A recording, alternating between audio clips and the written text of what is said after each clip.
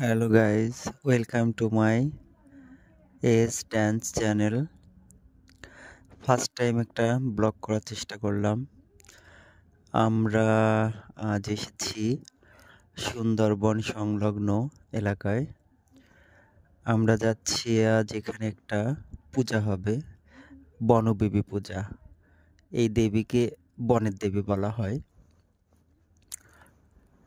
এই যে রাস্তা, এই রাস্তার উপরে ছোট একটা খাল বা নদী, ওপারেই কিন্তু সেই আমাদের সুন্দরবন। আর এখানে অনেক কটেজ করা হয়েছে। এখানে বহু দূর দূরান্ত থেকে পর্যটকরা আসে, থাকে, সুন্দরবনের প্রাকৃতিক দৃশ্য উপভোগ করে। আর এখানকার অধিকাংশ মানুষই সুন্দরবনের উপর নির্ভরশীল। আমরা যাচ্ছি পথটা ধরে, পথে অনেক ধুলা,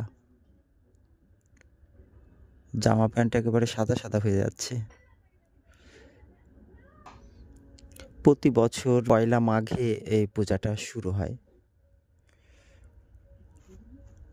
এখানে অনেকগুলো পূজা হয়, একটু দূরে দূরে আর একটা পূজা মণ্ডপ।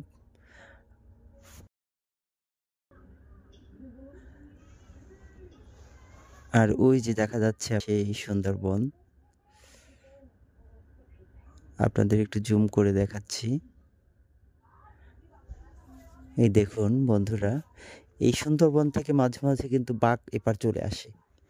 এই নদী সাঁতরে ভাটার সময় নদীটা অনেক ছোট হয়ে যায়, তখন লাফ দিয়ে সাঁতরে এপার চলে আসে লোকালয়ে। আজ এই বনের ভিতর ঢুকতে দেয়, আজ কোনো ভয় নাই, অনেক দূর পর্যন্ত যাওয়া যায়। এই যে আমরা একটু সুন্দরবনের কাছাকাছি যাওয়ার চেষ্টা করছি। এখান দিয়ে এই যে এখানে অনেক লোকজন এসেছে ছবি উঠাতে। আমরা ভিতরে যাব। এখানেও বনের মতো অনেক গাছগাছালি আছে। আর এই যে দেখুন বন্ধুরা, এটাকে বলে হলো গোল গাছ, মানে গোল পাতা। এটা দিয়ে ঘরের চাল অথবা যেটাকে ছাউনি বলা হয় সেটা তৈরি করা হয়। এই যে নদীর কিনারে চলে এসেছি, ওই যে ওপার হলো সুন্দরবন। আর এই যে নদীতে দেখছেন কিছু নৌকা নিয়ে মানুষরা ঘোরাঘুরি করছে। ওনারা মানে ঘুরে ঘুরে সুন্দরবনের দৃশ্যটা উপভোগ করছে, ছবিও তুলছে।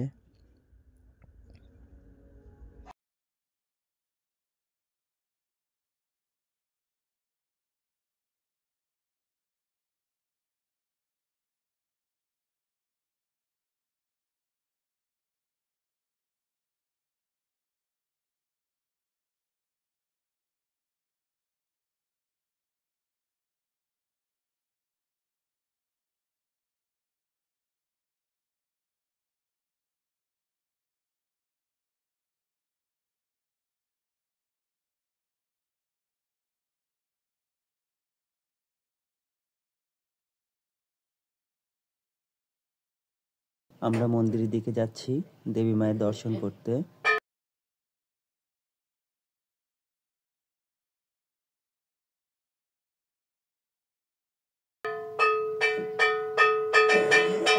ওই দেখুন বন্ধুরা, মা বনবিবির মায়ের মূর্তি।